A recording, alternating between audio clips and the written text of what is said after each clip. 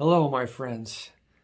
Thank you so much for spending this moment of yours with me and on this crazy journey on Earth.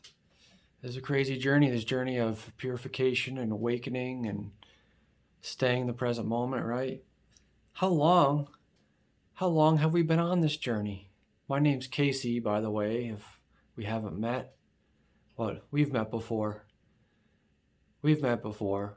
We've been each other's fathers or sisters or brothers or sons or wives or murderers in past lives. That's how long we've been doing this. How long we've been doing this?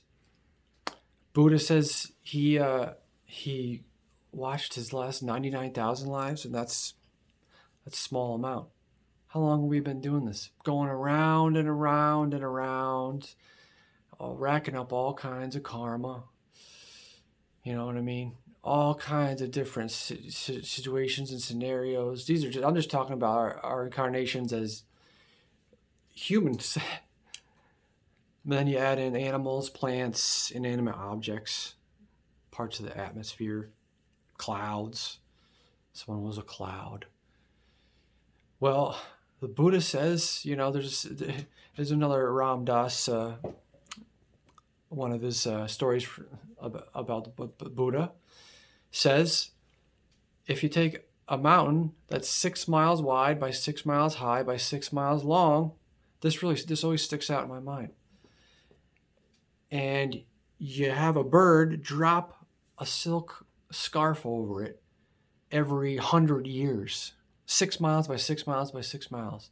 Bird drops a scarf over every 100 years, and the time it takes the scarf, to the blanket, whatever it is, to wear down the mountain, that's how long we've been doing this. Countless lives. And you could go back into the Akashic records and relive your past lives if you want to and see what they were. You could.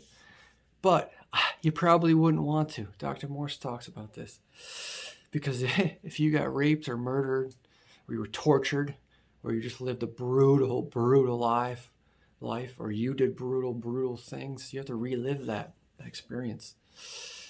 I personally would say no. I'm not even going to think about it twice. I don't want it. Sure, it'd be interesting. I'm sure you might see some interesting stuff, but what about the negative stuff you got to re-deal with? You don't want to deal with that again. You already dealt with it. You're done with it. It doesn't matter. What happened in the past doesn't matter. Just go forward. That's it. Live in the present moment, right? How we've been doing this so long. We've all been each other's fathers and sisters and brothers and mothers and grandfathers. Like, we've been doing it so long. We've all met each other and been close to each other before. And not only that, but a lot of the significant people in our lives, our spouses, our kids, our parents, our brothers and sisters, grandparents, friends, we've been with them for many lives too. Because you're sharing a kind of a karmic dance. So you've always been like, they could have been your mother. I could have been a husband to my wife this incarnation, but last one, I was her daughter. Right? Gender doesn't matter. There's no gender really. I'm not trying to get into that thing, but I'm just saying, once you get out of the physical plane, gender doesn't. It's nothing. Ram Dass talks about how, what's interesting, this is the first time I heard this recently. I've listened to quite a bit of Ram Dass.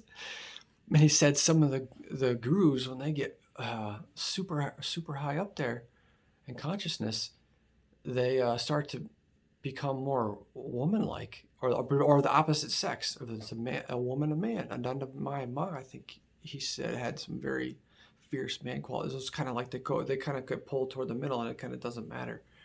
You know what I mean? Because it's like they're just above it all. We've been doing this a long time, guys. This life is a flash, a blink of the eye, man. This life, oh, that's it. This life. It's like we get stressed and so worked up over the stuff that happens to us in this life, and it's just like, if you think about how long we've been doing this, it's crazy.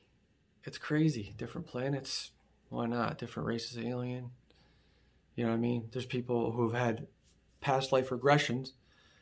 An interesting one was from the Law of One, where the Professor Don Elkins, I believe, talks about how there's past life regressions done on these people, and they had 3 people who I think they didn't know each other, but they all told very similar stories about where they came from, and it was a very specific type of world, and it sounded like a higher density world. It might have been 4th density because we're in 3rd density, so 4th density is when we kind of ascend out of this one.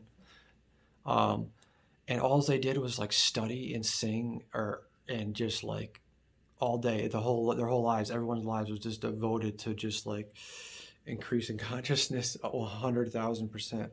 There was no false things. There was no people going to jobs to work to build trinkets and doodads and little plastic stuff and all, just so we can sell stuff and make a profit. There's none of that. And we have the ability to get above all that instantly right now. Once enough people wake up and start the journey and get on the journey of purification, and we realize how poison the food system is, and we start to eat the raw, natural, healing, hydrating, electric foods, the raw fruits and vegetables, we're going to bring this planet way up. And we're going to realize that we don't need 99.9% of the shit that's intertwined in our lives. We don't need it. It's just a part of the enslavement process in the prison society. And it's all superfluous stuff. We don't need it. All we really need is raw, fresh, ripe, organic fruit for everyone, fresh water. Although if you're eating all fruit and vegetables, obviously you can't force people. You're not going to force people to eat. People can still eat however they want. But when you bring the vibration high enough, imagine if everybody was eating the highest energy fruit. No, there would medical doctors gone. How interesting is it that they teach medical doctors that fruit, the natural food of a frugivore, which is a human based on our anatomy and physiology and what happens when we eat fruit, which is detoxify the body, and the body is allowed to heal itself. It's pretty obvious. If you take the time, it's hard though, because some people are caught in ignorance. A lot of people are caught in ignorance. I was caught in ignorance most of my life. I don't say ignorance in a negative connotation. I just say for what it is. You know what I mean? And sometimes you can't really push against that. You can't interfere with other people's consciousnesses, whatever level they're at. That's a lesson I've had to learn and are still learning the hard way. Because you want to help people end people's suffering, but you got to realize everybody's on their own journey and living in their own karma. So, again, coming back to the greatest thing we can do to help others is to work on ourselves, is to raise our own consciousness and vibration. That's going to bring people out, man. You got to free yourself before we can free others. That's what this journey is all about. That's why I'm making these videos. These are who am I talking to? Who am I talking to? I'm talking to myself. Right?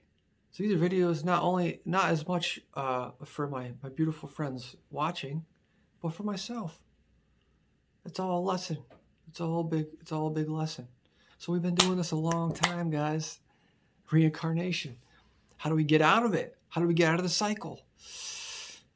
We gotta take our consciousness and put it in a rocket and just blast it through the sky. That's how. Just focusing on purification of the temple in every conceivable way, because everything affects our consciousness.